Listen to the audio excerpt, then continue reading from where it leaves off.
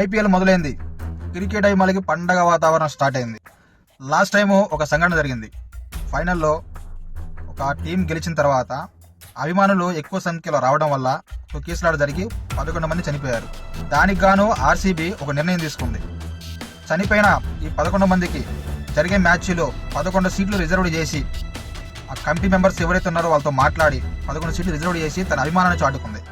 కానీ అదే ఆర్సీబీ టీంని ఎంతో మంది ట్రోల్ చేశారు, ఎన్నో మాటలన్నారు, ఎన్నో బాధాకరమైన తిట్లు తిట్టారు, ఎన్నెన్నో అన్నారు. అలాంటి మాటలు ఏమి పట్టించుకోకుండా ఆర్సీబీ టీం తన క్రికెట్ అభిమానులు ఎవరైతే ఉన్నారో వాళ్ళ పైన ప్రేమను మాత్రం చంపుకోకుండా వాళ్ళకు తగ్గట్టు ఒక తగ్గ స్థానం వాళ్ళకు గుర్తించి ఇకపై జరిగే ప్రతి మ్యాచ్లోనూ ఆ 11 సీట్లు రిజర్వ్ అట్లానే ఉండాలని కమిటీ మెంబర్స్ తో మాట్లాడి ఆర్సీబీ టీం ఈ నిర్ణయం తీసుకుంది. నిజంగా సూపర్. ఆర్సీబీ తీసుకున్న ఈ నిర్ణయానికి క్రికెట్ అభిమానులు ఎంతో మంది కూడా అభినందిస్తున్నారు.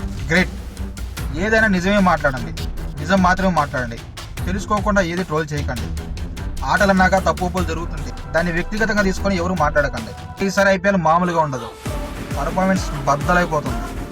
క్రికెట్ అభిమానులారా మామూలు చూసుకోండి.